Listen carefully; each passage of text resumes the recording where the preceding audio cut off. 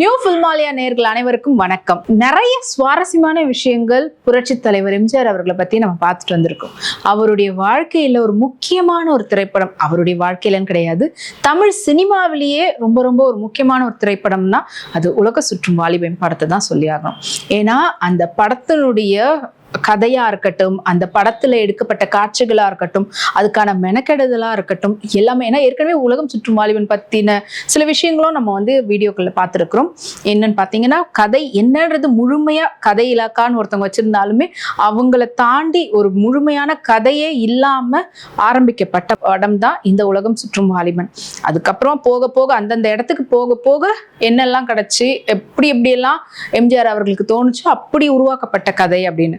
முக்கியமா இது உலக அளவுல ஒரு பெரிய ஒரு எக்ஸிபிஷன் அப்படின்றதுனால அங்க ஜப்பான்ல அங்கெல்லாம் எடுக்க வேண்டியதா இருந்தது, அங்க போய் எடுத்தாங்கன்றதான் இந்த படத்தினுடைய சிறப்பம்சமே. ஸோ இந்த படம் 1973 மே மாசம் ரிலீஸ் ஆயிருந்தது. இது கிட்டத்தட்ட அவ்வளவு சக்சஸ்ஃபுல்லா ஓடின ஒரு திரைப்படம். இதுல முக்கியமான விஷயங்கள் ஆன் ஸ்கிரீன்ல பார்த்து நம்ம எல்லாமே ரசிச்சிருக்கிறோம். ஆனா இந்த படம் ஆரம்பிக்கிறதுக்கு முன்னாடி பின்னாடி வேலை செஞ்சவங்க பல பேர் இருப்பாங்கல்ல, அதுல இசையமைப்பாளர் MSV அவர்கள் இந்த படத்தை ஒத்துக்கவே மாட்டேன் அப்படின்னு இருந்து கடைசியா இந்த படத்துக்கு பாடல் போட்டவர். அது எப்படி அப்படின்றது தான் இந்த வீடியோல நம்ம பார்க்க போறோம். ஸோ MSV அவர்களை ஒரு வாட்டி கூப்பிட்டு இருக்கிறாரு எம்ஜிஆர் அவர்கள். பார்த்து இந்த மாதிரி ஒரு 10-15 பாட்டு வர வேண்டியது இருக்கும், அதெல்லாம் உன்னுடைய இசையில தான் வரணும், கண்டிப்பா அது என்னுடைய வாக்கியம் பண்ணிடலாம் அப்படின்னு இருக்காரு. அதுக்கு கொஞ்ச நாள் கழிச்சு எம்ஜிஆர் அவர்கள் MSV அவர்களுக்கு ஃபோன் பண்ணி பேசியிருக்கிறாரு.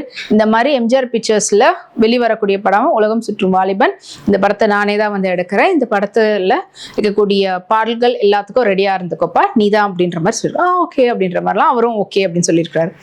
அதுக்கப்புறமா கொஞ்ச நாள் கழிச்சு பார்த்தீங்கன்னா தினத்தந்தியில் ஒரு செய்தி வருது, எம்ஜிஆருடைய பிக்சர்ஸ்ல உலகம் சுற்றும் வாலிபன்ற படம் உருவாகுது. இந்த படத்துக்கு குன்னக்குடி வைத்தியநாதன் தான் இசையமைப்பாளர்.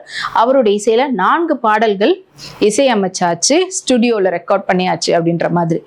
இந்த செய்தியை பார்த்து ஒரு விதமான குழப்பத்துல இருந்த MSV அவர்கள் இந்த படத்தை தானே சொல்லியிருந்தார் எம்ஜிஆர் அவர்கள், நம்ம கிட்ட கேட்கல, எதுவுமே சொல்லலையே. இருந்தாலும் MSV அவர்களும் எம்ஜிஆர் கிட்ட கேட்கல, இது ஏன் இப்படி என்ன ஆச்சு அப்படின்ற மாதிரி எதுவும் கேட்கல. அப்படியே அவரும் விட்டுட்டாரு, அவருடைய மற்ற வேலைகளை பார்த்துட்டு இருந்திருக்காரு. அப்போ கொஞ்ச நாள் கழிச்சு எம்ஜிஆர் அவர்கள் ஃபோன் பண்ணியிருக்காரு, என்ன மறந்துட்டியா, இந்த மாதிரி என்னுடைய படத்துக்கு பண்ணணும்னு சொன்னனே, நீ இந்த பக்கம் வந்தபாடியே இல்லை, எனக்கு ஃபோனும் பண்ணவே இல்லை, என்னதான் நினைச்சிட்டு இருக்கிற, எம்ஜிஆர் பிக்சர்ஸ்னா உனக்கு அப்படியா அப்படின்ற மாதிரிலாம் ரொம்ப கொஞ்சம் கிண்டலாக சொல்ற மாதிரி சொல்லியிருக்கிறாரு. MSV அவர்கள் அது வரைக்கும் அமைதியா இருந்துட்டு, இல்லை என்னால் இந்த படத்துக்கு பண்ண முடியாது, என்னை மன்னிச்சிடுங்க அப்படின்ற மாதிரி பேசிட்டு வச்சிட்டு இருக்கிறாரு. என்ன ஆச்சு திடீர்னு இப்படி சொல்லிட்டு இருக்கிறாப்லே அப்படின்னு சொல்லிட்டு மறுபடியும் அதுக்கப்புறமா அவர்கிட்ட பேச முயற்சி பண்ணியிருக்காரு. அவரும் இல்லை அப்படின்ற மாதிரி சொல்லியிருக்கிறாருமா. ஒரு கட்டத்துல இல்லை, இந்த மாதிரி நான் செய்தி பார்த்தேன், வைத்தியநாதன் அவர்கள் தான் இசையமைக்கிறதா, ஆல்ரெடி 4 பாட்டு முடிச்சுட்டாங்கலாம் சொல்லியிருக்கிறாங்க.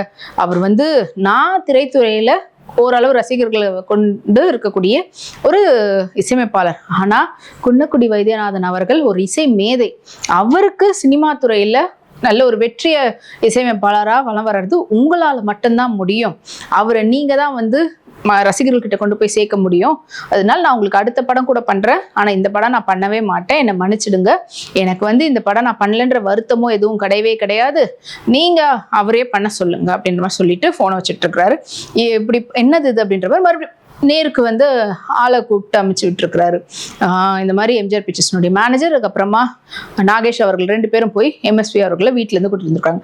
என்னதான் மனஸ்தாபமா இருந்தாலுமே MSV அவர்கள் எம்ஜிஆர் அவர்கள் கூப்பிடுறாங்கன்னா அதை தட்டினதே கிடையாது, கிளம்பி போயிருக்கிறாரு. கிளம்பி அங்க போனதுக்கு அப்புறமா அவர் ஒரு ஷூட்ல இருந்திருக்காரு எம்ஜிஆர் அவர்கள். இந்த மாதிரி எல்லாத்தையும் மடமடன் எம்ஜிஆர் அவர்களை வாயவே திறக்க விடாம அவர் என்னெல்லாம் சொல்லணும்னாரோ இதெல்லாம் சொல்லி முடிச்சிட்டாரு. சொல்லி முடிச்சதுக்கு அப்புறமா நான் கிளம்புறேன் அப்படின்னு கிளம்பி வந்துட்டு இருக்காரு. இதை எப்படியாவது நம்ம சரி கட்டாங்கன்னு சொல்லிட்டு MSV அவர்களுடைய அம்மா கிட்ட எம்ஜிஆர் அவர்கள் நல்லாவே பேசுவார். அப்புறமா அவங்க அம்மாவுக்கு ஃபோன் பண்ணி, அம்மா இந்த மாதிரி அப்படின்னு சொல்லவும், மகன் எல்லாத்தையும் சொன்னான்ப்பா, எனக்கு MSV விசு என்ன முடிவெடுத்தாலும் கண்டிப்பா அது ஏதாவது ஒரு காரணம் இருக்கும், அதனால இந்த படம் விட்டுடுப்பா, அவன் முடிவு எடுத்துட்டான், அதனால இது வேண்டாம் அப்படின்னு சொல்லிட்டு இருக்காங்க. அதுக்கப்புறமா இவருக்கும் சரி ஓகே அப்படின்னு கொஞ்ச நாள் எதுவுமே பேசாம விட்டுருக்கிறாரு. அதுக்கப்புறமா படத்தினுடைய பூஜை அப்படின்னு சொல்லிட்டு கூப்பிட்டுருக்கிறாரு எம்ஜிஆர் அவர்கள் MSV அவர்களை.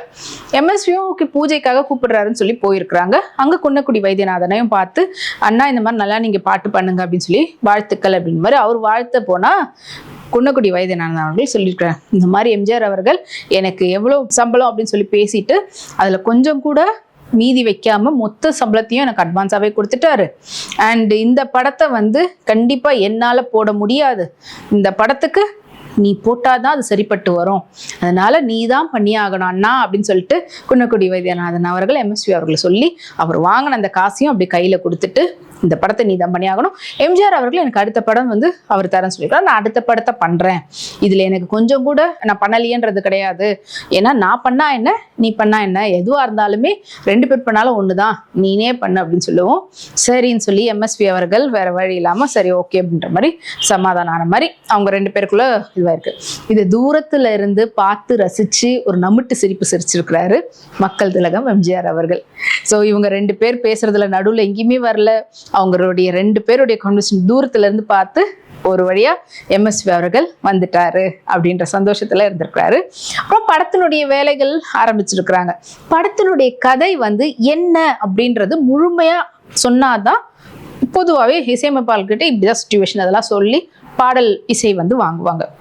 இவருக்கு எதுவுமே முழுமையான கதை தெரியாது, ஏன்னா எம்ஜிஆர் அவர்களுக்கு மட்டும்தான் தெரியும், மற்றபடி கூட இருந்தவங்க யாருக்குமே தெரியாதுன்னு தான் சொல்லணும். அப்படி இருக்கும்போது அவர் என்ன சொல்றாரோ அதுக்கு ஏற்ற மாதிரி டியூன் போட்டு பாடல்கள் அமைக்கிறது, இது போட்டு போய் காட்டும்போது ஓகே அப்படின்னு இல்லை பிடிக்கலன்னு சரி ஓகே நல்லா இருக்குன்னு சொல்ற அந்த டியூனை வந்து ஓகேன்னு சொல்லிட்டு ரெக்கார்ட் பண்ணி கொண்டு போய் காட்டினா இல்லை இது சரியில்லை, இது சரிப்பட்டு வராதுன்னு ரெக்கார்ட் பண்ணதுக்கு அப்புறமா. ஸோ மொத்தத்தில் 24 மணி நேரமும் எனக்கு வந்து உலகம் சுற்றும் வாலிபன் மட்டும்தான், சாப்பிட்றது தூங்குறது தண்ணி குடிக்கிறதுன்னு சொல்லிட்டு முழுமையாக அதுலேயே தான் முழுகி இருக்கிற மாதிரி இருந்தது.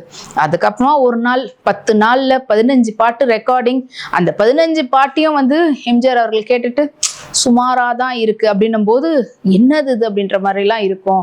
அதுக்கப்புறமா அவர் வந்து ஓகே பாட்டெலாம் சுமாராக தான் இருக்குது, இந்தாப்பா அவங்க சம்பளம் அப்படின்னு சம்பளத்தை கொடுக்கும்போது எனக்கு அது ஜீரணிச்சிக்கவே முடியல, என்னால் வாங்கிக்கவே முடியாது, சுமாரான பாட்டுக்கு நான் சம்பளமே வாங்க மாட்டேன்னு சொல்லி கிளம்பிட்டு இருக்கிறாரு. அதுக்கப்புறமா எம்எஸ்வி அவர்களுடைய அம்மா கிட்ட பேசி எம்ஜிஆர் அவர்கள் அவரை வந்து சம்பளத்தை வாங்க வச்சிருக்காரு.